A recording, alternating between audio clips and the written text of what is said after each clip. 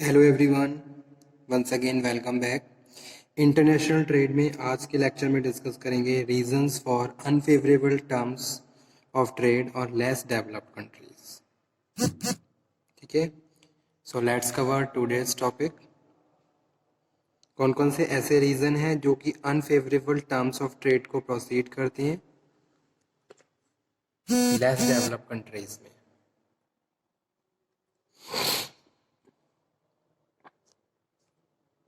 वैसे तो जर्नली अगर मैं ट्रेडिंग की बात करूं, बहुत सारे ऐसे फैक्टर्स हैं जो ट्रेड को इन्फ्लुएंस करते हैं, लेकिन कुछ ऐसे रीजन भी हैं जिसकी वजह से ट्रेड क्या है, अनफेवरेबल होता है। ठीक है, फैक्टर्स जो इन्फ्लुएंस करते हैं ट्रेड को, जैसे कि नेचर ऑफ गुड है, इकोनॉमिक डेवलपमेंट है। अगर कोई डेवलप कंट्री है तो वहाँ पे इंटरनेशनल बिजनेस भी हेल्दी रहेगा, इफेक्टिव रहेगा।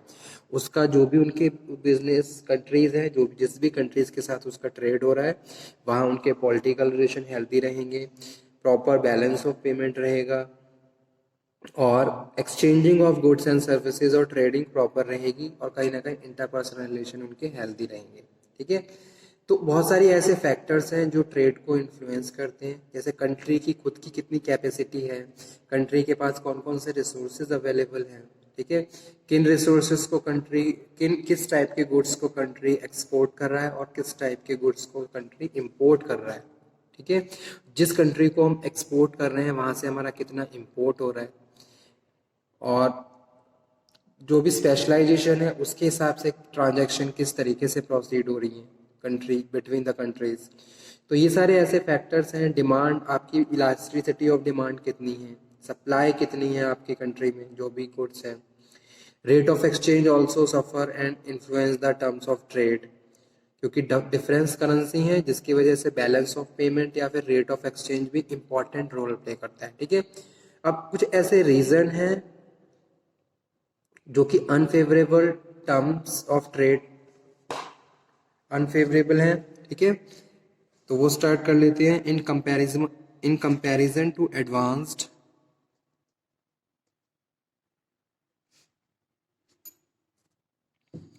In comparison to advanced contribute underdeveloped countries have usually unfavorable term of trade.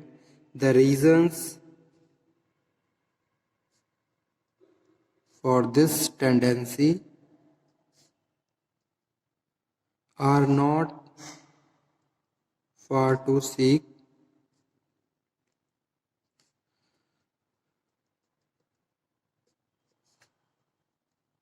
Following causes are responsible.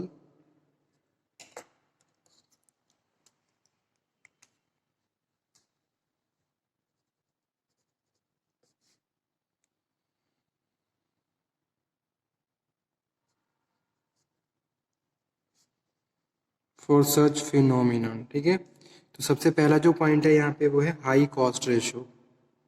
High cost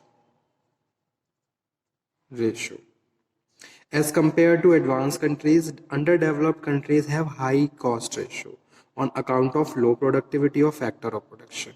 ठीक है, तो हाई कॉस्ट रेशो जिसकी वजह से क्या है, इसका इफेक्ट हमारे बिजनेस पे भी पड़ता है, ट्रेड पे भी पड़ता है। जैसे कि कोई भी प्रोडक्ट अगर हम प्रोड्यूस कर रहे हैं, जो इनपुट्स ले रहे हैं उनकी कितनी कॉस्ट है। ठीक है, अगर उसकी कॉस्ट आप वहाँ पे कोई कॉस्ट एडवांटेज गेन कर पा रहे हो तो आपका बिजनेस प्रॉपर्ली प्रोसीड हो सकता है, अदरवाइज आपका बिजनेस सफर करेगा अगर आप कॉस्ट एडवांटेज गेन नहीं कर पा रहे हो। ठीक है, तो पहला पॉइंट यही है,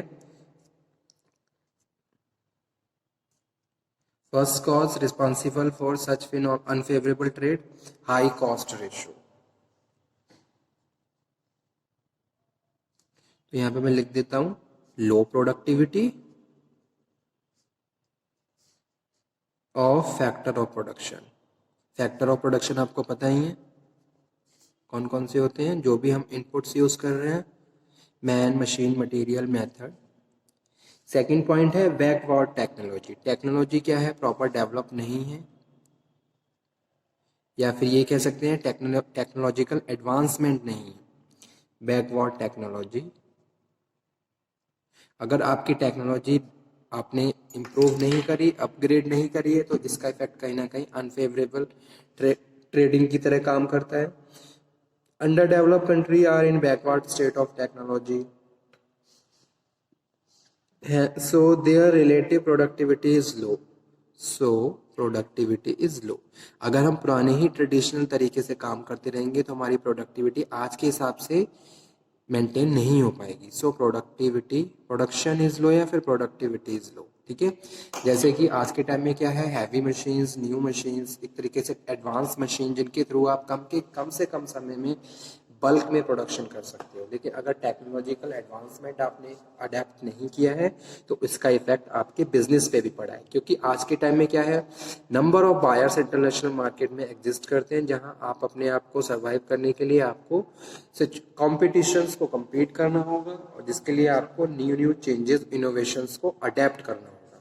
ठीक है, थर्ड पॉइंट है, इसी के साथ this put the poor country as a disadvantages bargaining position, consequently the terms of the trade settle the favour of the advance country. जहां एडवांस जो कंट्रीज हैं वो इसका फायदा उठा के अपने आप को सर्वाइव कर पा रही। ठीक है, थर्ड है प्राइमरी प्रोडक्ट।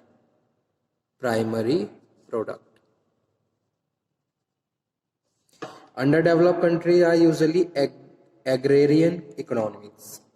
ठीक है, their export consists of primary product and import consists of capital goods. Again, in these countries, agricultural production is very much prone to operation of the law of diminishing return due to the lack of mechanization and agricultural reforms.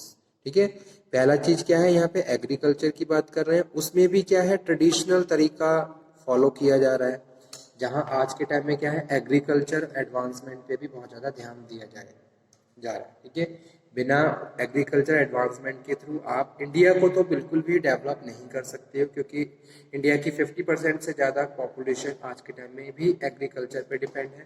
ठीक है, तो primary product आप बना के भेज रहे हो, कोई कैपिटल गुड नहीं है, तो ये भी अपने आप में क्या है, एक ड्रॉबैक का काम करता है।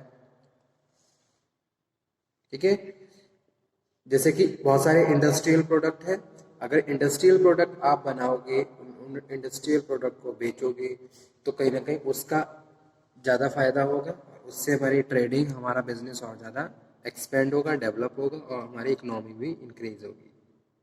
ठीक है, उसके बाद फोर्थ पॉइंट है स्टूडेंट, जो कि है high population growth.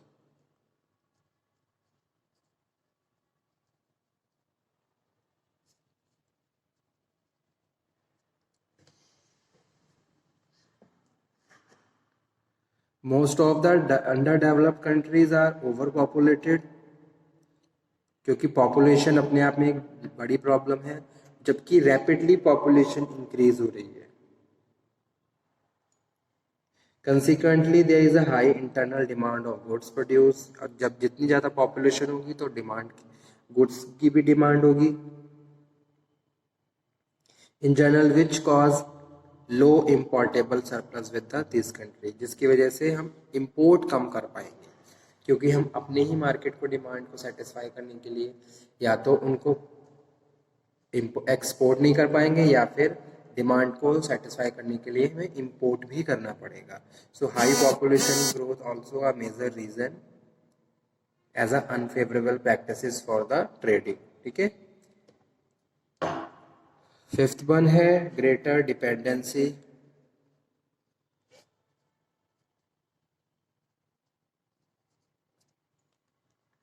Poor countries are greatly dependent for their capital goods requirement and other needs on advanced country। तो जैसे कि कोई भी कैपिटल गुड है उसके लिए हम एडवांस कंट्री पर डिपेंड रहते हैं, तो कहीं ना कहीं ये सारी चीज़ें क्या हो गई हैं, ओवर डिपेंडेंसी हो जाती है। हम उन प्रोडक्ट को के लिए भी हम डिपेंडेबल हो जाते हैं जिनको हम अपने ही कंट्री में properly optimum utilisation of resources के थ्रू प्रोड्यूस कर सकते हैं। ठीक है, they have no other alternative in the view of absence of improper import substitution।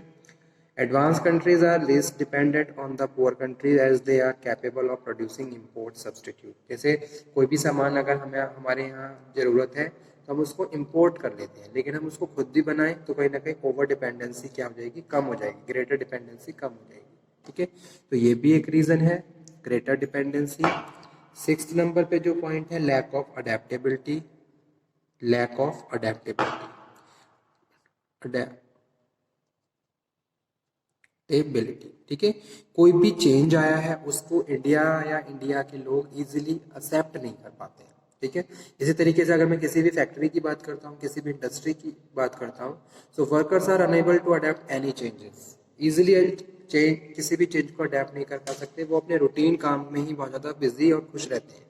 तो कहीं ना कहीं ये भी क्या है, जिसकी वजह से उनके स्किल्स और ज़्यादा पॉलिश नहीं हो पाते हैं, they are enable to learn new things, that's why lack of adaptability play as a negative and adverse role for the Indian economy. ठीक है, whereas developed countries and their people adapt new change, learn and polish their skills and use their skills for their work. ठीक है, अपने काम में उनको use करते हैं।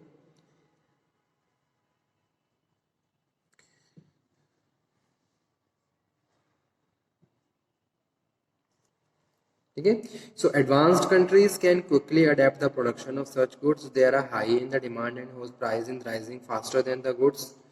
Okay, underdeveloped countries lack such adaptability in account of their primary production, backward state of technology, market imperfections, immobility of factor production, overall rigidity of the economy as a whole.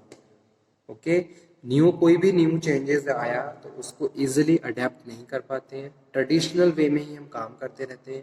तो कहीं ना कहीं ये सारी चीज़ें भी हैं जो हमारी इकोनॉमी को अभी डाउन करती हैं या फिर हमारी इकोनॉमी को फुली डेवलप होने में बैरियर का काम करती हैं। ठीक है, तो ये कुछ रीजंस थे जो अनफेवरेबल टर्म्स ऑफ ट्रेड से रिलेटेड हैं। High cost ratio, backward technology, primary product, high population growth, greater dependency और lack of adaptability. Thank you very much.